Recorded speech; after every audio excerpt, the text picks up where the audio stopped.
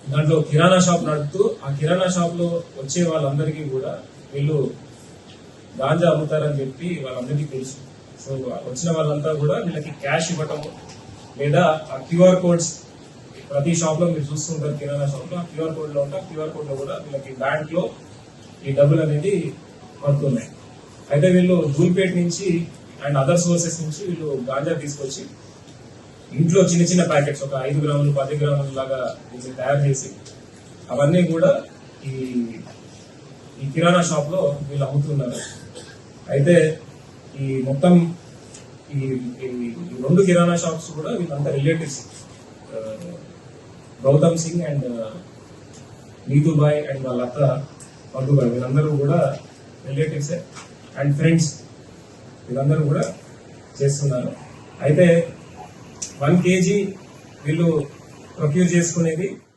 Madanapalle market yard నందు shopping complex RO plants, మరుగుదొడ్లు, అదనపు బోర్లు మంజూరు చేయడం జరిగిందన్నారు మదనపల్లి మార్కెట్ యార్డ్ నందు వ్యవసాయ సహకార మార్కెటింగ్ శాఖ మంత్రి కాకాని గోవర్ధన్ రెడ్డి.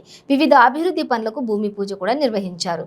ఈ కార్యక్రమంలో MLA Nawaz Pasha, AP MDC chairman Shamim Aslam, municipal chairperson Varapana Manuja, market committee chairman Tatti Saradamma, municipal vice chairman Noor Azam, director Tatti Srinivasulu Reddy, market yard అధికారులు పాల్గొన్నారు. ఈ సందర్భంగా మంత్రి మాట్లాడుతూ జగన్మోహన్ రెడ్డి ప్రభుత్వంలోనే రైతులకు సంక్షేమం జరిగిందని, చంద్రబాబు పాలనలో కరువు కాటకాలతో రైతులు ఇబ్బందులు పడ్డారని అన్నారు.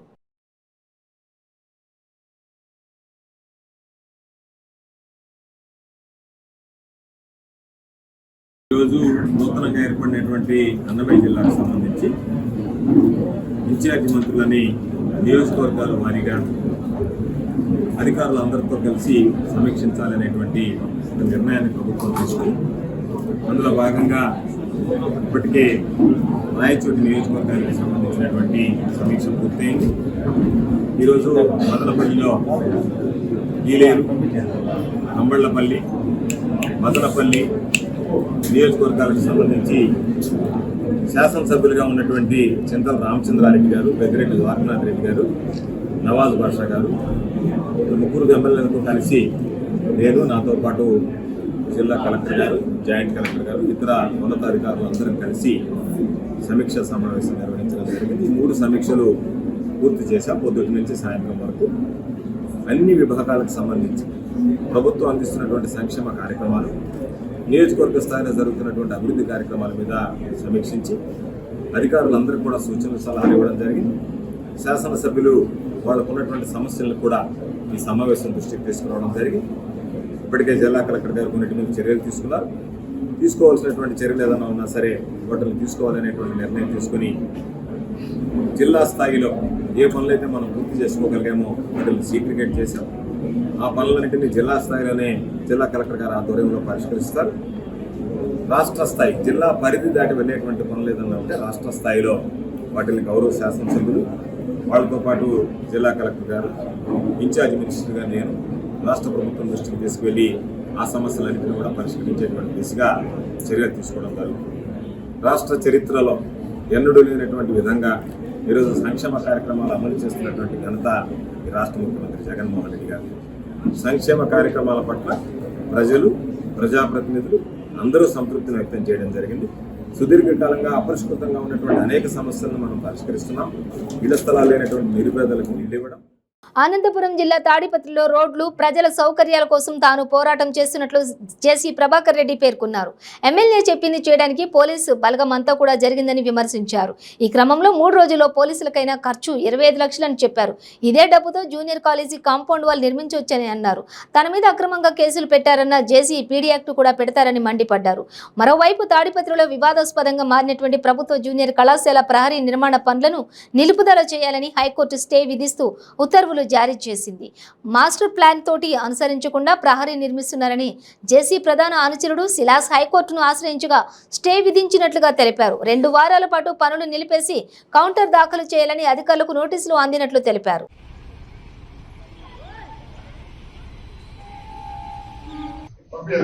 ఎందుకంటే రెడ్ గ్రేడ్ ట్యూబ్లను ఇటు వచ్చి పెడితే ఆ నుంచి ఇటు వరకు ఉన్నాయి. నేను ఎవరికి అగ్రెస్ట్ కాదు, నీకోసమే చెప్తున్నా. Today, I'm only telling for 2 sake.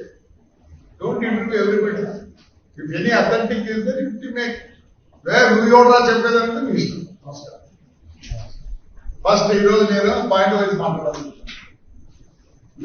First Peddireddy Ramachandra గురించి మాట్లాడుతున్నారు.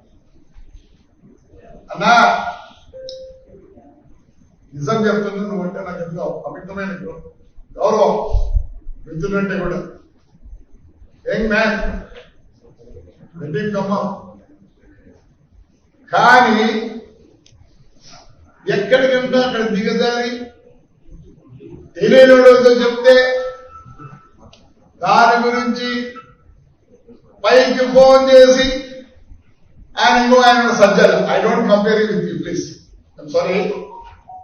ఏ పనన్నా కనుక్కోండి, ఇది నాకు వచ్చేది కాదు. నేను ఎట్ట పోయినా నేను పుట్టుకోసం ఉంది, నాకేం తొందర లేదు. ఫోన్ చేస్తానే ఏం మిస్టేజ్, అది మా ఊరు సమస్య. అంతగా ఫోన్ చేసి పోలీసు వాళ్ళని పెట్టించి కట్టి నాకు ఫోన్ చేయాల్సింది బియ్యతో వీళ్ళ కట్టిపోయి కట్టించింది. అవునా, వెరీ సారీ. ప్రతిసారి అంటే ఎమ్మెల్యే చెప్తాను అయిపోతుంది కాదు కదా, ప్రజలు కూడా ఉన్నాను దాంట్లో తెలియదు. It's one of the best municipality, best municipality, awardee municipality, underground ఉండే municipality, green India municipality, hitech సిటీలో ఉన్నట్లు ఆఫీసు. ప్లీజ్ ఈసారి మీరు ఏదైనా చేసేదనుకుంటే అది ఆలోచించండి, నేను రిక్వెస్ట్ చేస్తాను. Very bad name, bad lot of impression అని ఏ దానికంటే ఆయన ఫోన్ చేశారు. నాకు వస్తుంది చదివన్నా ఎవ్రీ డే వైడింగ్ ఆఫ్ రోడ్స్ చేస్తున్నారు. అథెంటిక్ గా 83లోనే 50 ఉంది. 83 ఎల్పీ నంబర్ 151 83లోనే 50 ఉంది. ఎందుకన్నా అట్లా చేస్తున్నారు? You should ask of people. Only pressure. What pressure? ఎవరికి అంటే వెరీ బ్యాడ్ నేమ్. కాకపోతే ప్రజలు తిరగబడతారు, మీ ఆఫీసర్లు కొడతారు. ఇంకా మేము కొట్లే, ఆల్రెడీ మీ ఎమ్మెల్యే కొట్టాను, ఎంఆర్ఓ ఉంది, అది మళ్ళీ చెప్తారండి. Don't get bad name. కొన్ని చేయండి, కొన్ని చేయాలా, మీరు కంపల్సరీ చేయాలి. ఎప్పుడు నాకు ఏదైనా అవుతాను, మీ పార్టీకి నష్టం జరుగుతాను చేయండి. Please, I have high regards to you. I have high regards to you. Yes.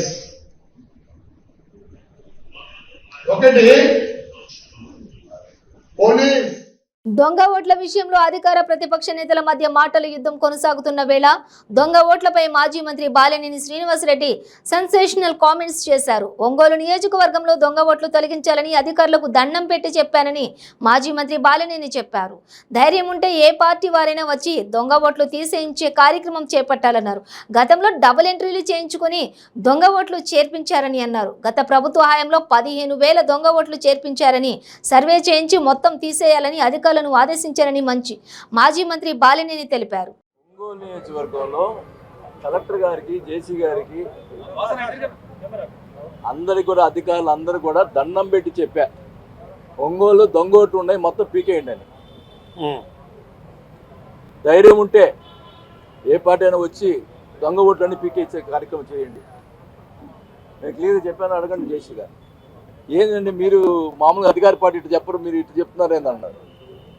మా పరిస్థితి అండి, మా ఒంగోలులో వాళ్ళు చేసినటువంటి కార్యక్రమాలు దొంగ ఓట్లని చేసి డబుల్ ఎంట్రీస్ దాదాపు 15,000 ఉన్నాయి, అవి తీసేయండి అని. దానికి ఏం సమాధానం చెప్తారు ఒంగోలు? టీటీడీ చైర్మన్ భూమన కరుణాకర్ రెడ్డిపై బీజేపీ జాతీయ కార్యదర్శి బండి సంజయ్ సంచలన వ్యాఖ్యలు చేశారు. టీటీడీ చైర్మన్ ఎవరండి? వాళ్ళ కూతురు వివాహం ఏ మత సాంప్రదాయంగా చేశారు అని ప్రశ్నించారు. టీటీడీ చైర్మన్ ఎన్నికల అఫిడవిట్లో అతను ఏ మతానికి చెందిన వ్యక్తి అని పేర్కొన్నారో చెప్పాలన్నారు. ఇవాళ టీటీడీ చైర్మన్ ఎవరండి? వాళ్ళ కూతురు వివాహము ఏ మత సాంప్రదాయంగా చేసినండి? ఇప్పుడు టీటీడీ చైర్మన్ ఎన్నికల అఫిడవిట్ లో ఆయన ఏ మతానికి సంబంధించిన వ్యక్తి అని చెప్పి వాళ్ళ అఫిడవిట్ లో పేర్కొన్నాడండి. ఒకసారి ఆలోచించాలి. తిరుమల తిరుపతి దేవస్థానం యొక్క చైర్మన్నే హిందూ ధర్మానికి వ్యతిరేకంగా ఉన్న వ్యక్తులు. సనాతన ధర్మాన్ని, సంస్కృతి, సంప్రదాయాల మీద అవగాహన లేకుండా పూర్తి వ్యతిరేక భావంతో ఉన్న వ్యక్తిని వాళ్ళ టీటీడీ చైర్మన్ గా చేశారంటే ఇవాళ తిరుమల మీద ఈ రాష్ట్ర ప్రభుత్వం ఏ విధంగా కక్ష కట్టింది, భక్తులను, హిందూ ధర్మాన్ని, భక్తులను ఏ విధంగా అవమానపరిచే ప్రయత్నం చేస్తుంది, ఏ విధంగా కుట్ర చేస్తుంది అన్న విషయాన్ని వాళ్ళ ఆంధ్రప్రదేశ్ హిందూ సమాజంతో పాటు, తెలుగు రాష్ట్రాల నుండి హిందూ సమాజంతో పాటు దేశంలోని ప్రతి వ్యక్తి, ప్రతి హిందూ వాళ్ళ ఆలోచించాల్సిన అవసరం ఉంది, స్పందించాల్సిన అవసరం ఉంది.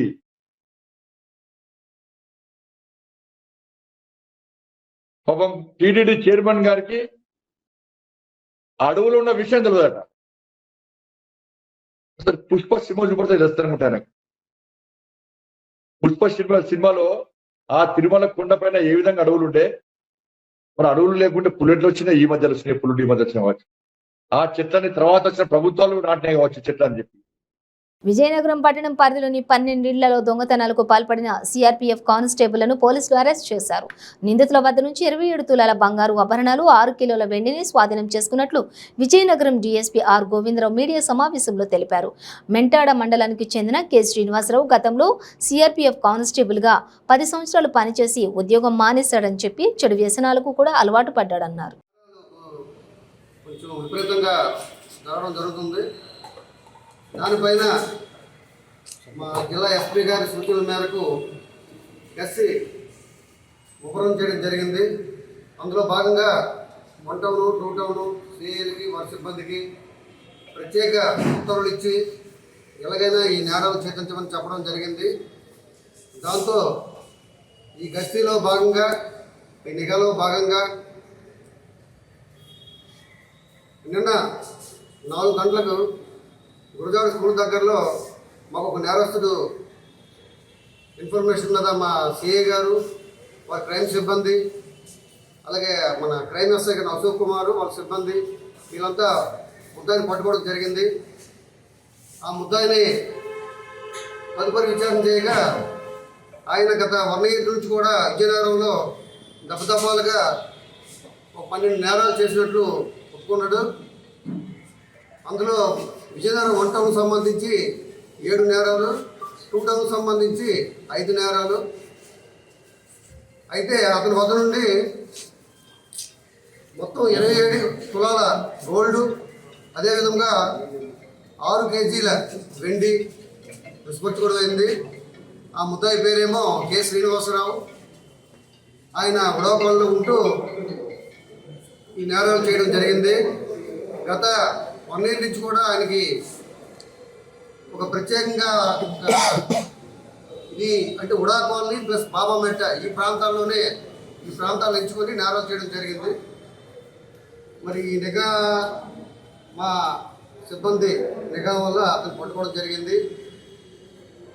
ఇందులో కేసులో అతను తర్వాత అరెస్ట్ చేసి మేము రిమాండ్ పంపిస్తున్నాం. కేసుని ఛేదించిన మన 1 టౌన్ సిఏ గారు, మరి ఎస్ఐ గారు అశోక్ కుమార్, వారి సిబ్బందిని ఎస్పీ గారు ప్రత్యేక అభినందించడం జరిగింది.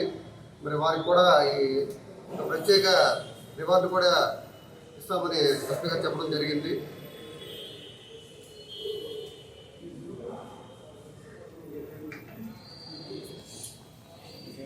పన్నెండు కేసులు అండి. 1 టౌన్ లిమిట్స్లో 7 కేసులు, అలాగే 2 టౌన్ లిమిట్స్లో 5 కేసులు అన్నమాట. టోటల్ 12 కేసులు. ఈ 12 కేసుల్లో కూడా 27 తులాల బంగారం ఆభరణాలు పసిపరచుకోవడం జరిగింది. అదేవిధంగా 6 కేజీల వెండి ఆభరణాలు పసిపరచుకోవడం జరిగింది. జ్యువెలరీ షాప్లో సార్ ఇది లేకపోతే ఇంట్లోనే ఏ కేసులు అయితే ఎక్కడెక్కడ పోయాయో ఆ ప్రాపర్టీని మనం హౌస్లోనే అన్నీ, షాప్లో అయితే కాదండి. మొత్తం ఇప్పుడు సుమారు 10 లక్షల వరకు ఉంటుంది. గతంలో కేసులు అయితే ఏం లేవండి. వీడు సిఆర్పిఎఫ్లో పనిచేసేవాడు. సుమారు 10 సంవత్సరాలు పనిచేసిన తర్వాత మా ఈ ఉద్యోగం మాని చెడు వ్యవసాయాలకు అలవాటు అయ్యి ఈ నేర ప్రవృత్తికి స్టార్ట్ చేసింది. ఎక్కడ ఏ అడ్రస్ శ్రీనివాసరావు అంటే ఇది కొంపంగి విలేజ్ మెంటాడు మండలం. ఈయనేమో సిఆర్పిఎఫ్ లో గత 10 సంవత్సరాలు పనిచేసి చెడు వ్యవస్థలకు అలవాటు అయ్యి తర్వాత విజయనగరం వచ్చి ఇక్కడ ఉడాకోవలో ఉంటూ గత సంవత్సరం నుంచి ఉంటూ ఈ నేర ప్రవృత్తిని స్టార్ట్ చేశారు అనమాట. ఇదే మా మొత్తం ఫస్ట్ టైం దొరకడం ఇదే. గతంలో ఎటువంటి కేసులు లేవు. ఫ్యామిలీ అయితే మంచి ఫ్యామిలీ, కానీ ఈయన చెడు వ్యవస్థలకు అలవాటు అయ్యి ఈ విధంగా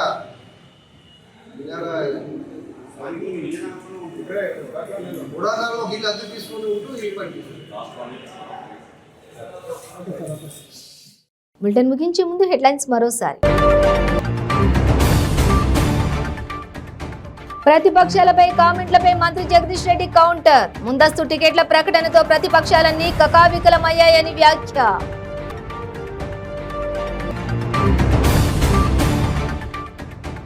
నల్గొండ జిల్లా బీఆర్ఎస్ పార్టీకి నకరేకల్ మాజీ ఎమ్మెల్యే వేముల వీరేశం రాజీనామా. వారం రోజుల్లో ఏ పార్టీలో చేరాలో నిర్ణయం తీసుకుంటానని వెల్లడి.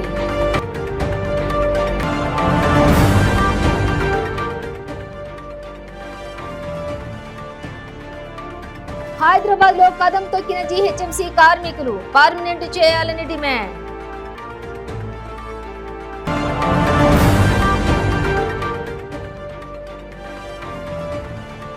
కిరాణా దుకాణాలలో గంజాయి విక్రయిస్తున్న ముఠాను అరెస్ట్ చేసిన హైదరాబాద్ పోలీసులు. నిందితుల ఆస్తులు సీజ్. ఇవి బులెటిన్ డీటెయిల్స్. చూస్తూనే ఉండండి 95 న్యూస్.